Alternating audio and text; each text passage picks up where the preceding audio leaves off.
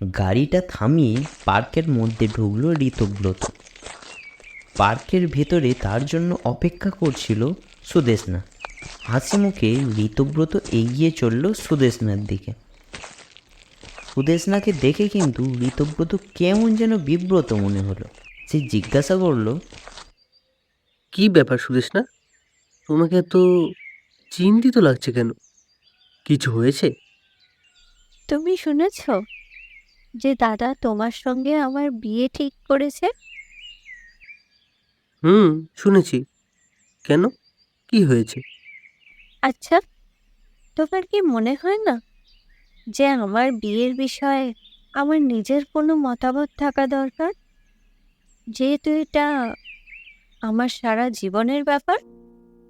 ঋতব্রত স্বাভাবিকভাবেই একটু অবাক হলো। তারপর বলল, হ্যাঁ, অবশ্যই থাকা দরকার। কেন, তুমি এই সিদ্ধান্তে খুশি না? দেখো, আমি তোমাকে একটা পরিষ্কার কথা বলছি। আমি কি তোমায় কখনো বলেছি যে আমি তোমায় ভালোবাসি? না। শুধু তোমার ভালো লাগার থেকে আমি তোমাকে বিয়ে করতে পারি না। তাহলে কি আমরা কোনোদিন সুখী হতে পারবো বলো? কিছুক্ষণের জন্য ঋতব্রতর মুখটা থমথমে হয়ে গেল। তারপরে যেন সে নিজেকে সামলে নিয়ে বলল,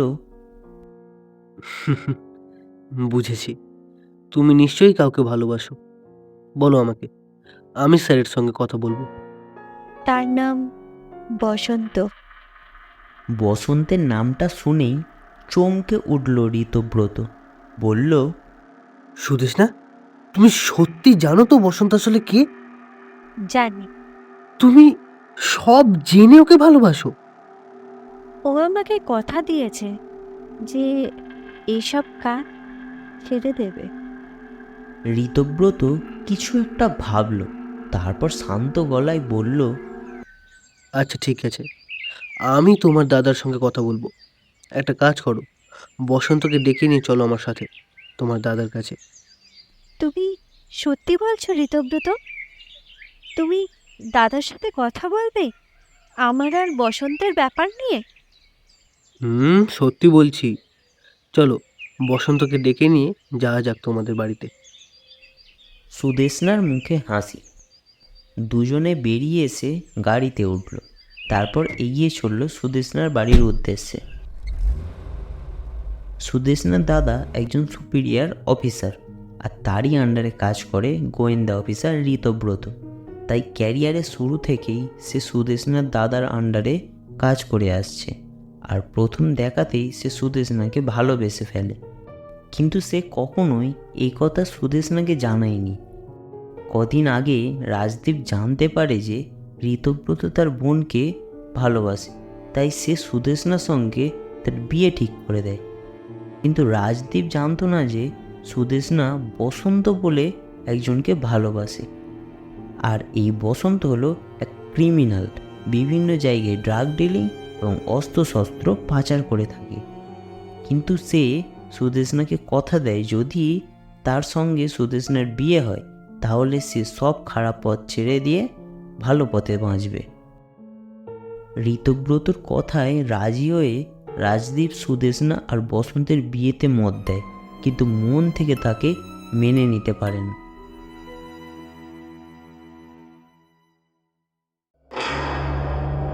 নমস্কার, আমি অরূপ। তোমরা শুনছো বিএসএক্স 2.0। বিভিন্ন স্বাদের গল্প শুনতে এখনই সাবস্ক্রাইব করো আমাদের ইউটিউব চ্যানেলকে, আর পাশে থাকা বেল আইকনটি প্রেস করতে ভুলো না, যাতে যখনই আমরা নতুন কোনো গল্প নিয়ে আসবো তার নোটিফিকেশন সবার আগে তুমি পাও। আজ তোমাদের জন্য লেখক শ্রী দেবাশিস মজুমদারের গল্প অবলম্বনে রক্ত গোলাপ। আজকের গল্পের প্রধান চরিত্রে সুদেষ্ণা, রাজদীপ এবং ঋতব্রত। আজকের গল্প পাঠে নীলেশ, অন্যান্য কয়েকটা ভূমিকায় শ্বেতা, পীযূষ এবং আমি অরূপ। তাহলে শুরু হচ্ছে আমাদের আজকের নিবেদন, লেখক শ্রী দেবাশিস মজুমদারের রক্ত গোলাপ।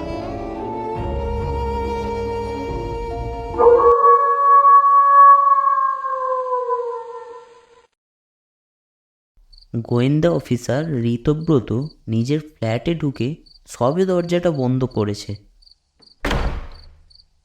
তখনই ডোরবেলটা বেজে উঠল। ঋতব্রত দ্রুত দরজাটা খুলতেই দেখল বাইরে তার সুপিরিয়র অফিসার রাজদীপ দাঁড়িয়ে রয়েছেন। সে কিছুটা অবাক হলেও তাড়াতাড়ি নিজেকে সামলে নিয়ে বলল, স্যার আপনি হঠাৎ আমার এখানে? অফিসার রাজদীপ বললেন, ভিতরে আসতে বলবে না? তার গলাটা একটু ক্লান্ত শোনাল। ঋতব্রত সঙ্গে সঙ্গে বলে উঠল, কি আশ্চর্য স্যার, আমার ফ্ল্যাটে ঢুকতে আপনাকে আবার জিজ্ঞেস করতে হবে? আসুন স্যার, প্লিজ ভেতরে আসুন।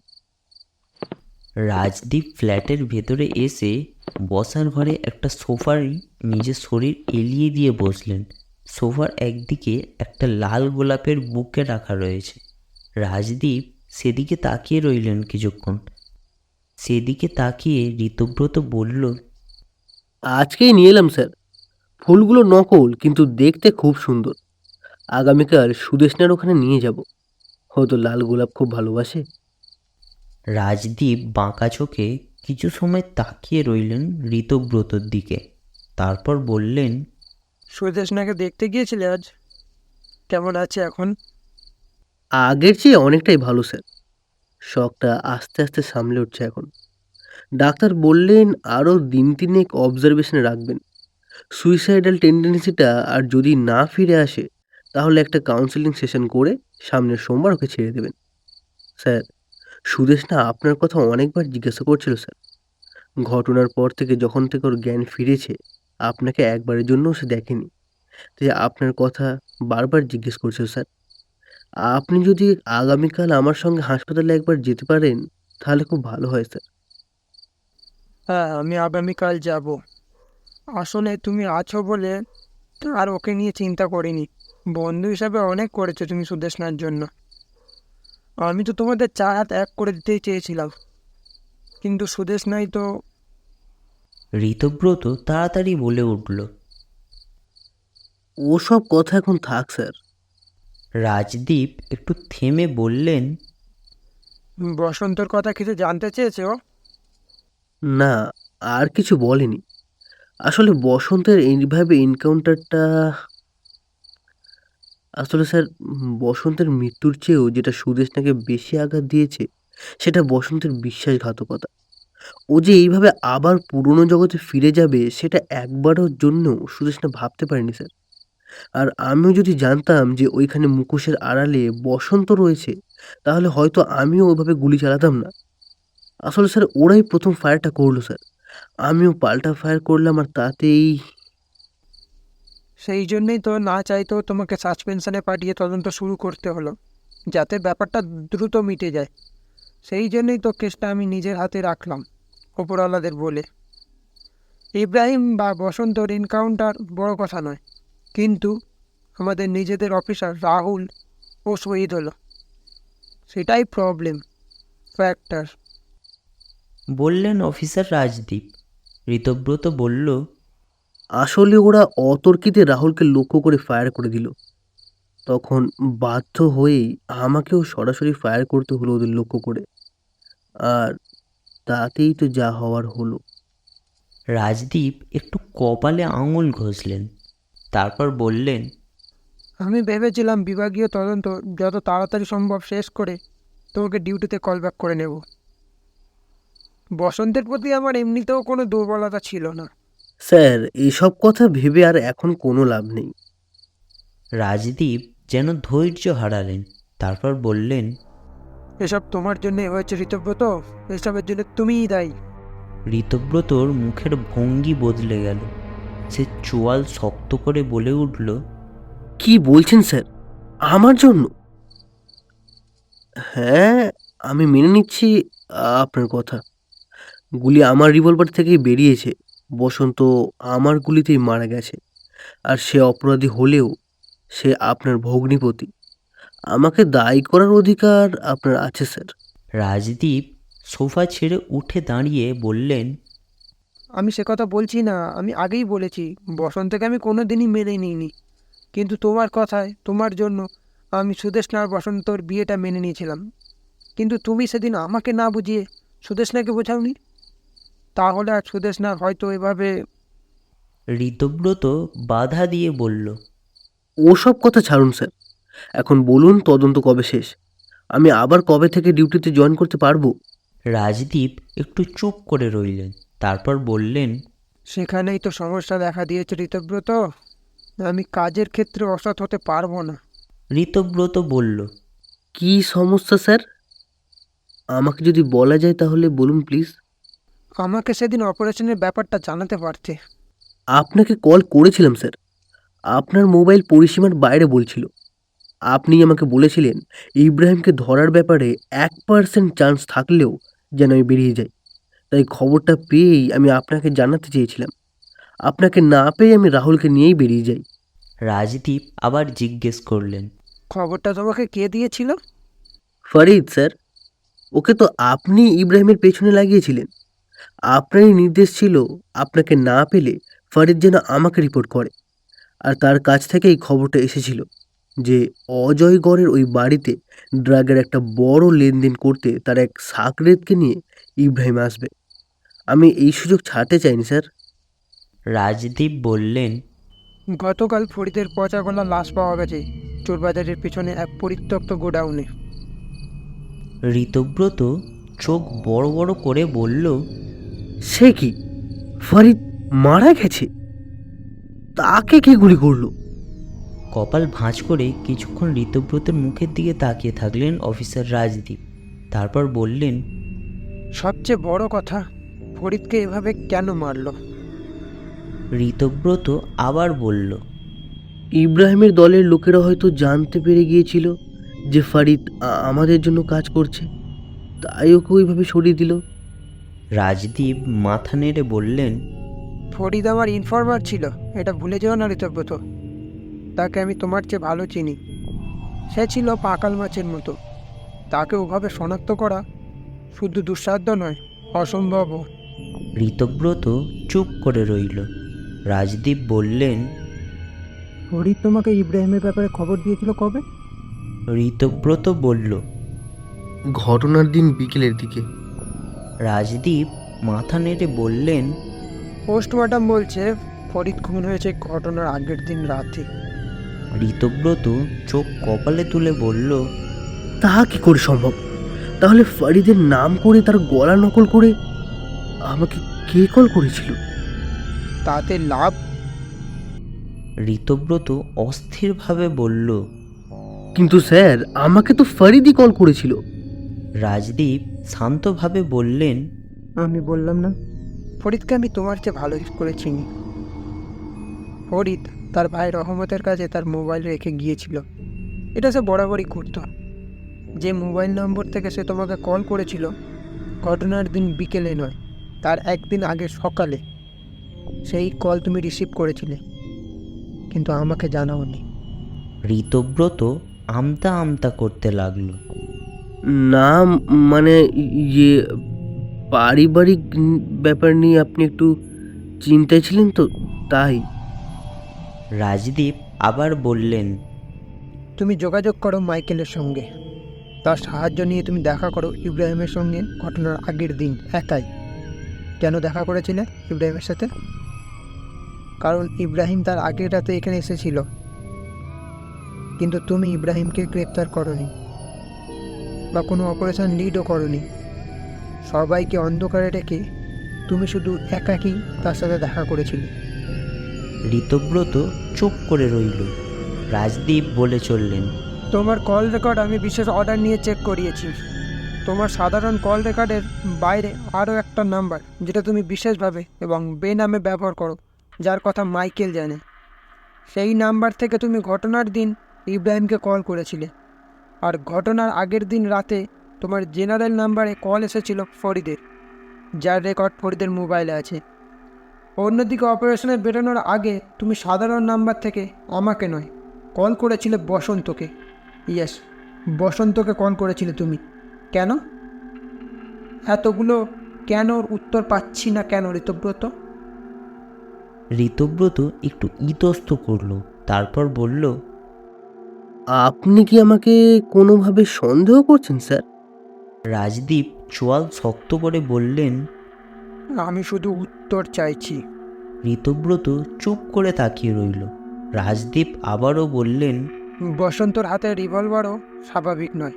তার রিভলভারের গুলি থেকেই রাহুলের মৃত্যু হয়েছে, আর সেই একই রিভলভারের গুলি থেকেই ফরিদেরও মৃত্যু হয়েছে।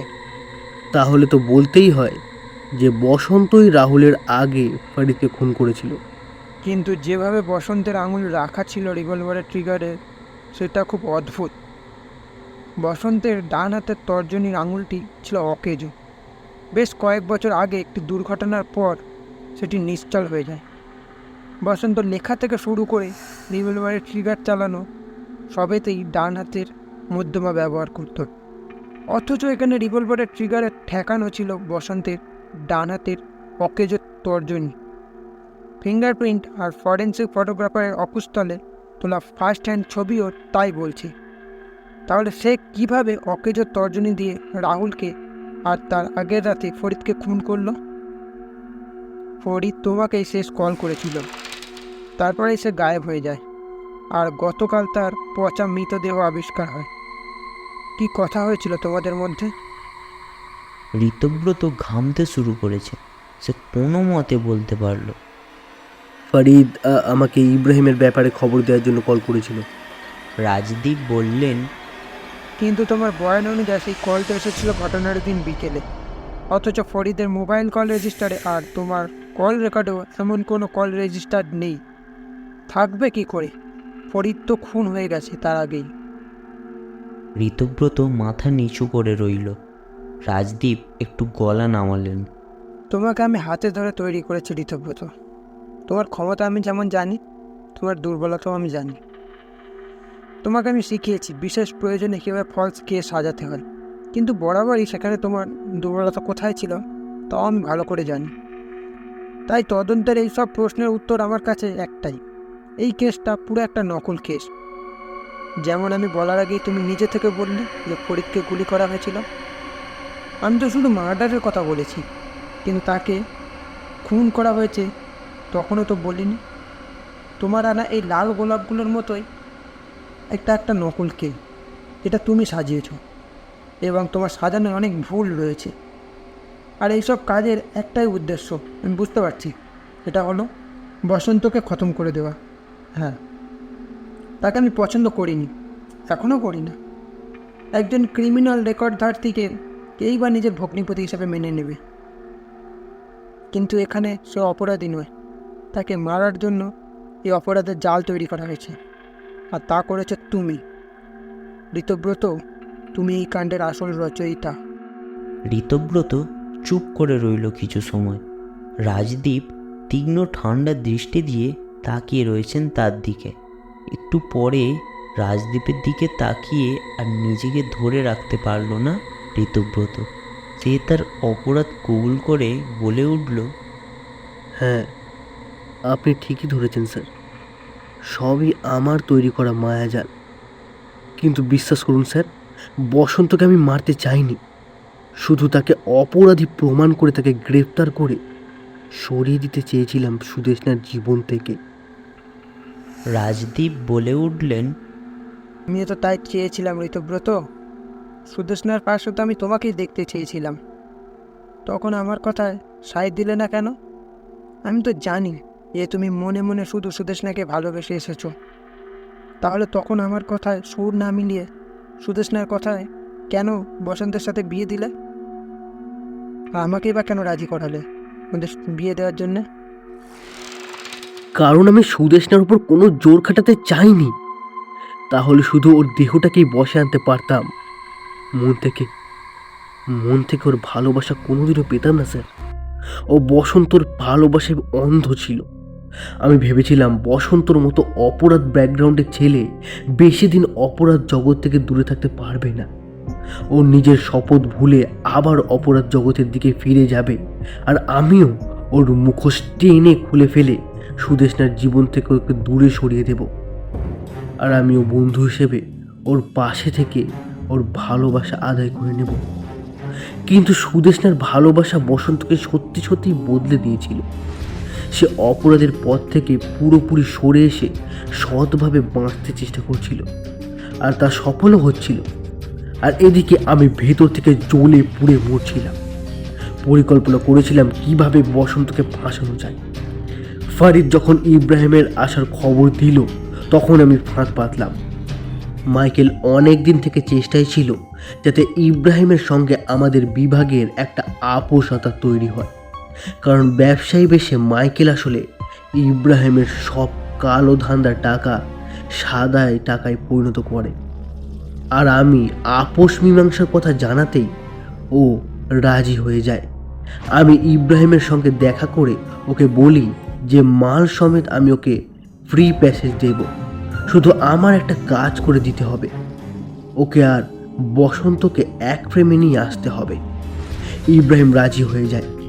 আমি আপনাকে অন্ধকারে রেখে পরদিন ওই সময়ে ইব্রাহিমকে ওই জায়গায় আসতে বলি, কিন্তু আমাদের মিটিংয়ের ব্যাপারটা জেনে ফেলে ফরিদ। ইব্রাহিমের দলে তার লোক আছে।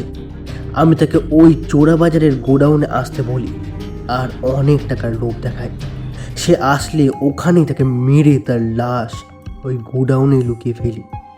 তারপর পরদিন আমরা পরিকল্পনা মতো সময় অনুযায়ী আসল জায়গাতে ইব্রাহিমকে ডেকে নিই, আর সেই সঙ্গে সবার আড়ালে বসন্তকে কল করে তার কাজের জায়গা থেকে ওখানে চলে আসতে বলি যে ওকে একটা বিশেষ সারপ্রাইজ দেব বলে।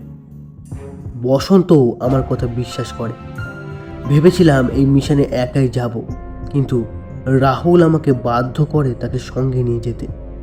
সে ভেবেছিল ইব্রাহিমকে ধরার মিশনে থেকে আপনার মন জয় করে নেবে। জায়গা মতো আমি আর রাহুল পজিশন নিয়ে নিলাম। ইব্রাহিম আগে পৌঁছয়। আমি রাহুলকে বোঝাই যে ইব্রাহিমের চেয়েও বড় আর একজন অপরাধী রয়েছে, তাকেই আমরা ধরব। আমি চেয়েছিলাম বসন্ত এসে গেলে অ্যাটাক করে তাকে ধরে ফেলতে, আর ইব্রাহিমকে কায়দা করে ওখান থেকে পালানোতে সাহায্য করতে। কিন্তু রাহুল ইব্রাহিমকে দেখে কিছুটা অস্থির হয়ে আমার অর্ডার ছাড়াই তার উপর গুলি চালিয়ে দেয়। কাণ্ড দেখে ইব্রাহিম ভাবে যে আমি তাকে ডবল ক্রস করে তাকে ধরতে চাইছি। সে পাল্টা গুলি চালাতে চালাতে চিৎকার করে আমার আর তার মধ্যের গোপন আততের কথা ফাঁস করে দেয়। বাধ্য হয়ে ওখানে আমাকে ইব্রাহিমকে মেরে ফেলতে হয়, কিন্তু ততক্ষণে অনেক দেরি হয়ে গেছে। রাহুল সব শুনে ফেলেছে। সে আমাকে নির্বোধের মতো চার্জ করে, বলে সব কথা আপনাকে জানিয়ে দেবে। তখন বাধ্য হয়ে আমার সঙ্গে থাকা বেআইনি রিভলভার, যা দিয়ে আমি আগের রাতে ফরিদকে মেরেছি, সেই রিভলভার দিয়েই আমি রাহুলকে সামনে থেকে গুলি করি। ও ভাবতেও পারেনি যে আমি ওকে ওইভাবে গুলি করতে পারি। আর ঠিক সেই সময় বসন্ত সেখানে এসে হাজির হয়। ও আমাকে রাহুলকে গুলি করতে দেখে তখন বাধ্য হয়েও আমি ওকে গুলি করি। তারপর আমার সঙ্গে আনা মুখোশ দুটো ইব্রাহিম আর বসন্তের লাশকে পরিয়ে দিই, আর বসন্তের হাতে আমার সেই বেআইনি রিভলভারটা ধরিয়ে দিয়ে ওকে অপরাধী সাব্যস্ত করে নিশ্চিত করে কন্ট্রোল রুমে ফিরে আসি। ভেবেছিলাম আপনি সব দিকে খুব একটা মন দেবেন না, নিজের বোনকে সামলাবেন আর আমাকে বিভাগে ফিরিয়ে দিয়ে পুরো তদন্ত তাড়াতাড়ি শেষ করে আমাকে বিভাগে ফিরিয়ে দেবেন। বসন্তের সুদেষ্ণার চোখে অপরাধী প্রমাণ করে দেব, আর তার মৃত্যুর সুযোগ নিয়ে সুদেষ্ণার পাশে থেকে সহজেই ওর ভালোবাসা অর্জন করে বাকি জীবনটা ওকে নিয়ে সুখে কাটাবো। কিন্তু আপনি তো সব ধরে ফেললেন স্যার, এবার বলুন আমাকে কি করতে হবে? অফিসার রাজদীপ বললেন, তুমি হয়তো সুদেষ্ণাকে সত্যিই নিদারুণ ভালোবেসেছিলে, কিন্তু এই অপরাধ তোমার ভালোবাসাকে ওই নকল রক্তগোলাপের মতো আশার করে দিল। শুধু বসন্ত নয়, সুদেষ্ণাকে পেতে তুমি রাহুল, ফরিদকেও বলে দিলে। এতগুলো অপরাধ কিভাবে ক্ষমা করা যায় বলো? ইব্রাহিমের মতো দেশ আর সমাজের শত্রুর সঙ্গে হাত মেলাতেও কসুর করনি। তোমাকে শাস্তি পেতেই হবে ঋতব্রত। নিচে ফোর্স আছে, কিন্তু আমি চাই না তুমি আমাকে তাদের ডাকতে বাধ্য করবে। আমার সঙ্গে সোজাসুজি এই ফ্ল্যাটের নিচে গিয়ে আমাদের গাড়িতে ওঠো তুমি।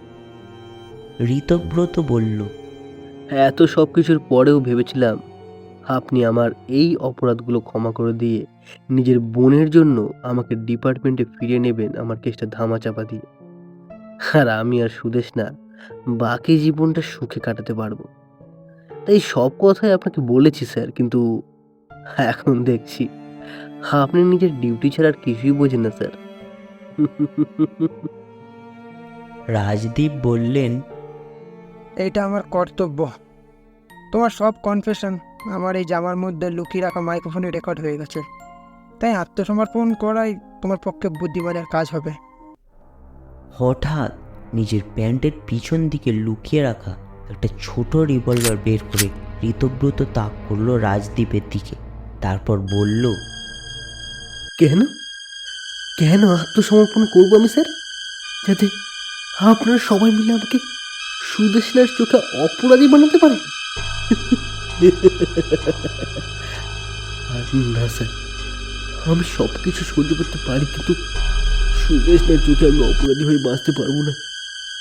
না, আমি বাঁচতে পারবো না। আমি সুদেশনার চোখে অপরাধী হয়ে বাঁচতে পারবো না। বলেই রিভলভারের নলটা নিজের মাথায় ঠেকিয়ে সাথে সাথে ট্রিগারে আঙুল টিপে গুলি চালিয়ে দিল ঋতব্রত। অফিসার রাজদীপ কিছু করার সময় পেল না।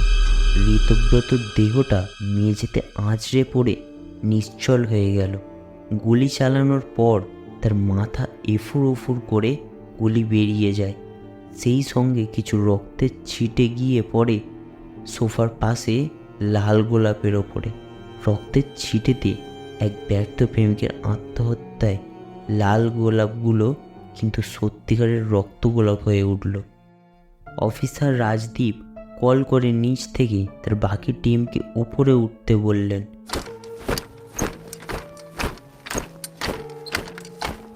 নকল গোলাপগুলোর গা থেকে রক্তবিন্দু যেন হাহা করে অশ্রুবিন্দু হয়ে গোলাপের গায়ে মিশে যেতে লাগল।